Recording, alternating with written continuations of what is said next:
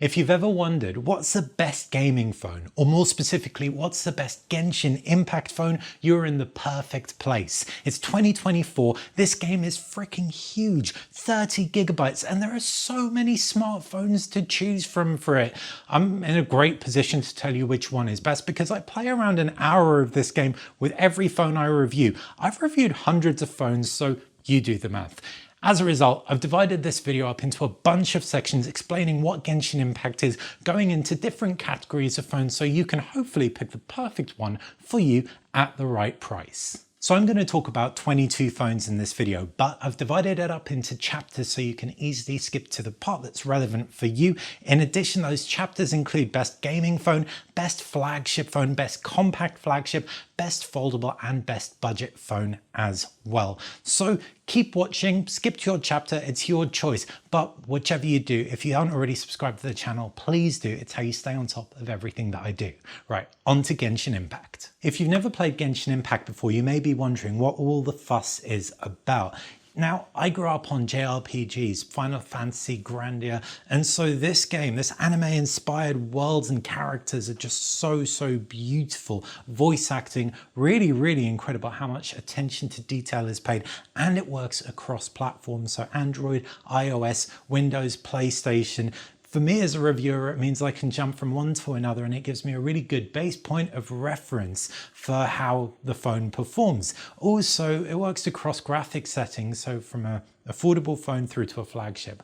Loads and loads of effort gone into this. It is a gotcha game, so if you do play it, be careful, you may spend a lot of time and or money, but if you play it, you're probably going to be charmed just like I am. As for how I tested the phones, aside from playing Genshin Impact for hours across all of them, I ran 3D Mark, the stress test specifically, Solar Bay on devices that could handle it, and Wildlife Extreme on the Nothing Phone 2a and Motorola Edge 40. Then I took a temperature reading of all of the devices. Also from that stress test, I get the best and worst performance, and none of these phones had cases, by the way, so they all had an even opportunity to distribute heat, and on top of that, the brightness was matched as well.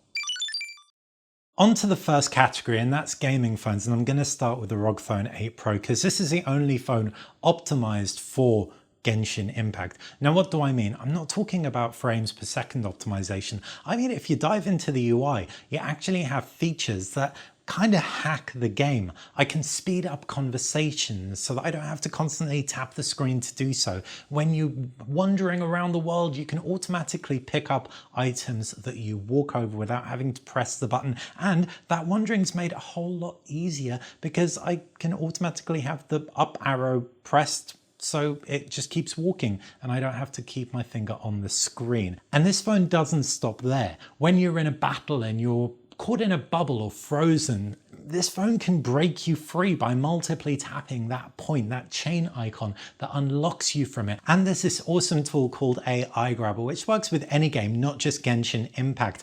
If you're looking for an Ascension material, Valberries for Noel, for example, it will actually read a portion of the screen. You hover a box over it, then it'll take the name of the game, Genshin Impact, and whatever's in that box, and it'll search Google for it in a floating window so you can find the location of that Ascension item. It's really comprehensive software stuff, and obviously this is a gaming phone. You've got this cooling fan, keeps frame rates nice and steady.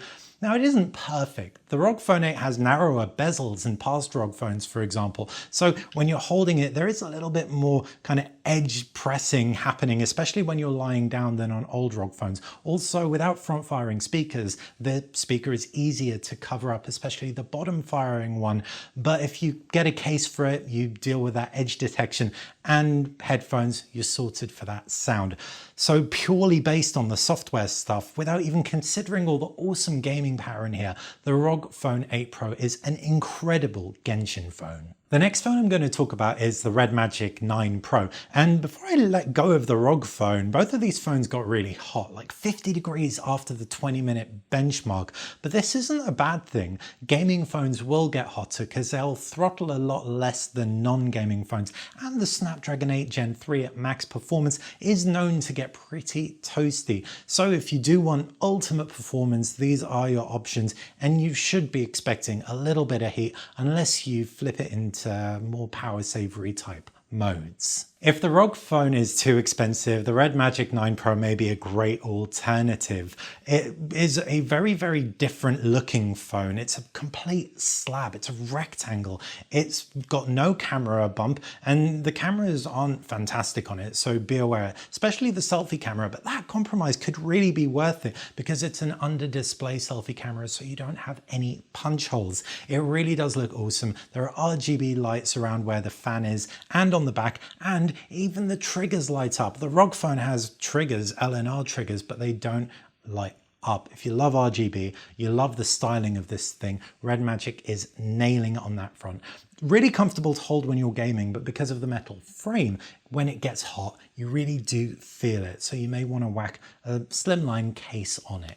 One area Redmagic really does edge ahead of Asus though is battery, with a 6000 milliamp cell in here lasting for ages even with that fan going. If you don't need the very latest greatest Snapdragon 8 Gen 3 power, then the Redmagic 8S Pro or even 8 Pro could fit the bill perfectly for Genshin Impact fans. It has really similar design, so good looking, and because it's an older, less powerful chipset, it still runs Genshin Impact, don't get me wrong, it runs cooler, which is really nice for people who play for long periods because it's more comfortable to hold. Also, the cameras aren't amazing, but you still have very similar performance across the 8S Pro and the 9 Pro. So all in all, I actually think this may be a better deal unless you really need that 8 Gen 3. The next phone I'm going to talk about isn't necessarily a gaming phone specifically, but it is a Genshin phone.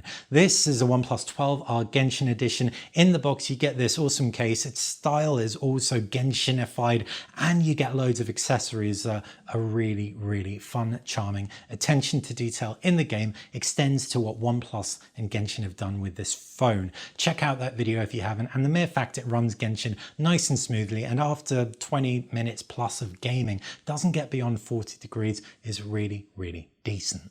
If you value sound above all else, then the ROG Phone 7 is honestly the best phone in the world. That might sound extreme, but clip on the Aeroactive cooler, that's a subwoofer. Pair that with the front-firing speakers on this thing, and you have immersive headphone-free sound. I just use it for things like podcasts and watching on. It's that good, and it gives you a nifty little kickstand as well. What's also great is if you play for long periods, it has a Snapdragon 8 Gen 2, so it runs cooler than 8 Gen 3 devices. After that 20-minute benchmark, it was around 40 degrees, so still comfortable. And if you put a bumper on it, it's even more comfortable for extended periods, well into a couple of hours. Flip on the Aeroactive cooler and you can game for freaking days and it'll still run cool. I really love this phone, and in many ways prefer it to the ROG Phone 8.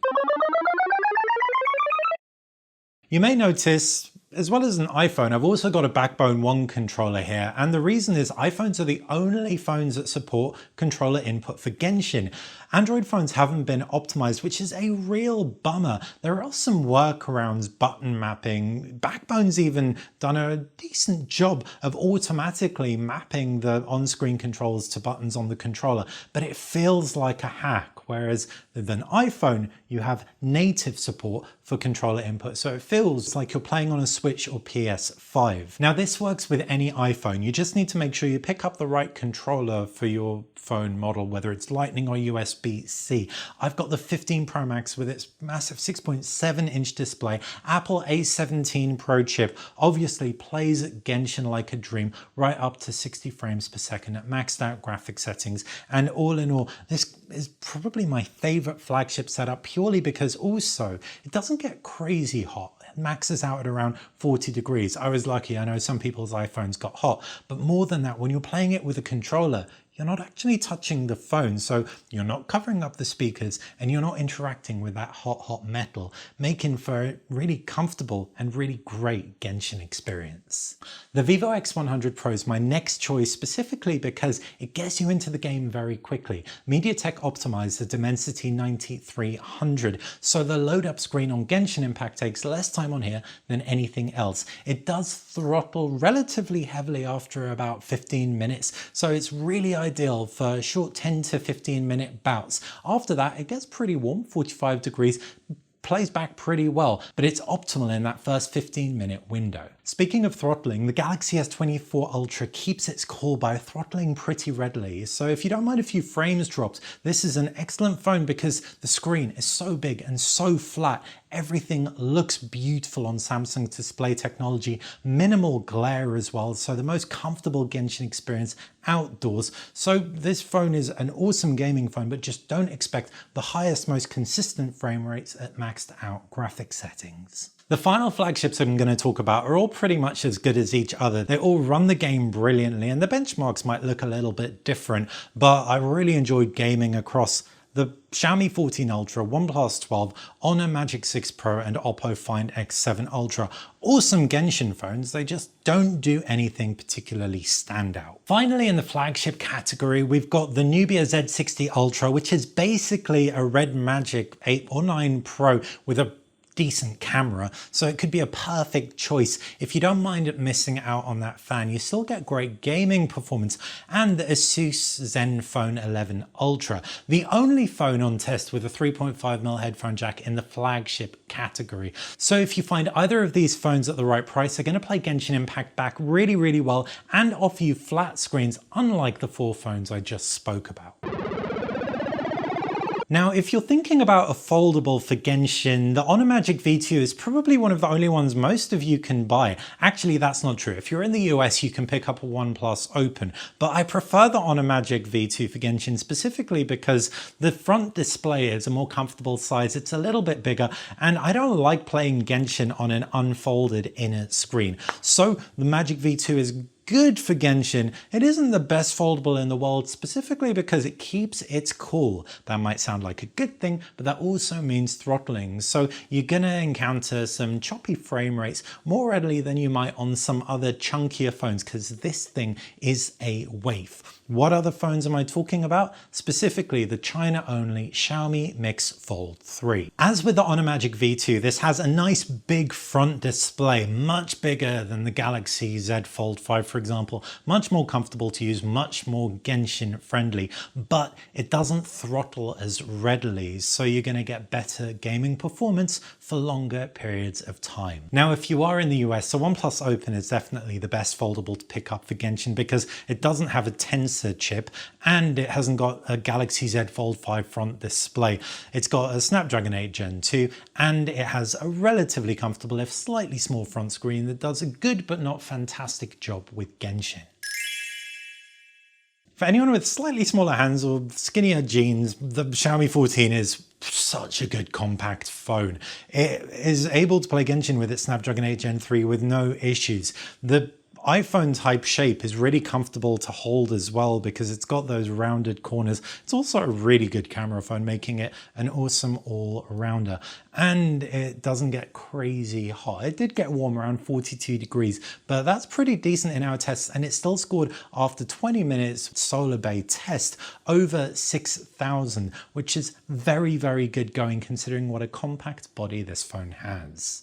Now, if you don't quite want to spend Xiaomi 14 prices, the Asus Zenfone 10 is still a mighty option. It has a headphone jack, so that's awesome, but it's also got a 5.92-inch screen, so it's a fair bit smaller. With the Snapdragon 8 Gen 2, it isn't quite as powerful, and Asus applies a fair amount of throttling, unsurprising on a phone this size. After around 20 minutes of Solar Bay and 3D Mark, it went from around 5,300 down to 3,000, so you can expect some frame rate drops if you plan on gaming for ages, but it didn't get crazy hot and it's generally a joy to use as a phone. So the Zenfone 10 is a solid small phone alternative.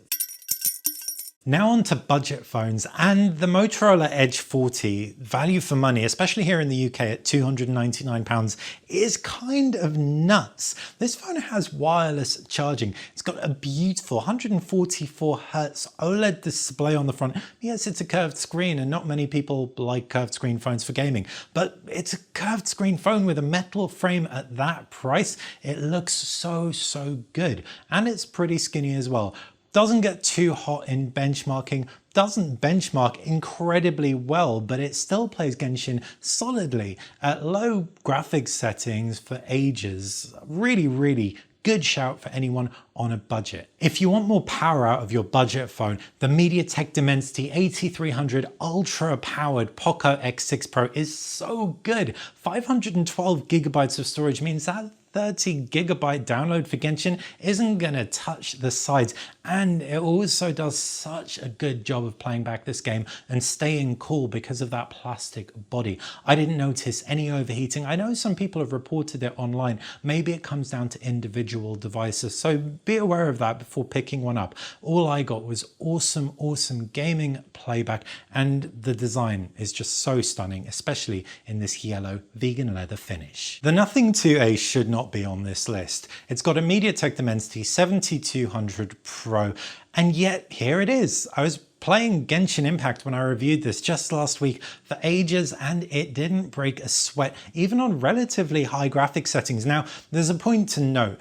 Phones like this won't necessarily output the same high graphics settings Genshin as a flagship phone, so you're not getting the best graphics in the world, but I was still able to get smooth gameplay and cool temperatures for long periods of time, which is so impressive when you consider the price of the Phone 2A. In addition to everything else, it packs awesome design and a really gorgeous looking interface, solid performance as well. If you haven't seen my review of it, check it out. So they're all the phones that I'd recommend, but what about the phones that I really don't think you should pick up if you're a Genshin fan? I'm going to start with Pixels. Tensor GPUs are not the most powerful out there, and also the phones get hot. Generally speaking, I've had relatively mediocre to bad experiences even with top-end Pixels when playing Genshin for long periods of time, so just don't do it. This also applies to Samsung Galaxy phones powered by Exynos chips, because Exynos and Tensor are variations on a theme,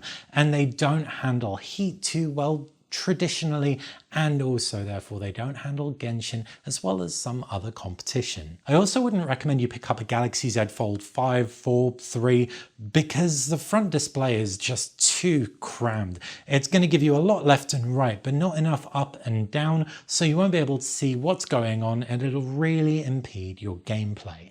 The final type of phone I wouldn't recommend for Genshin or gaming in general are flip phones, because these are basically like heaters. Folding over all the components gives that heat no room to dissipate, so they get very hot and therefore throttle quite quickly, which is going to impact performance and give you a worse Genshin experience. And so if you've made it this far, you have a really good idea, hopefully, of which phone's right for you if you're a fan of Genshin Impact gaming or just want to know what phones are hot in 2024. Literally. But before I go, I've picked my top 3 absolute favorite Genshin Impact phones, and you won't be surprised. The number 1 is the Asus ROG Phone 8 Pro. It's the only phone that has Genshin Impact optimizations running through its veins. It does such a good job of hacking Genshin Impact to make it more finger friendly when you're playing through it on a touch screen. But if you don't want a touch screen, my next favorite phone is the iPhone, whichever iPhone you go for. 15 Pro Max here, because the performance is obviously awesome, but you also have that controller support, which makes it the only Genshin phone that feels like you're playing it on a Switch or console. Next up, well, it's kind of a third and fourth, is the Redmagic 9 Pro or 8 Pro. Which you prefer is going to depend on how fussed you are about having the latest, greatest internals. And the reason I love it so much is the design is standout, and it's really decent value for money. And so that's been my roundup of the 22 best Genshin phones of 2024 so far. Hopefully you enjoyed it. If you did, make sure you let me know in the comments section below, and also let me know if I've missed any of your favorites out. If you're not already subscribed to Tech Edit, please do. It's how you stay on top of everything that I do. Thanks for watching.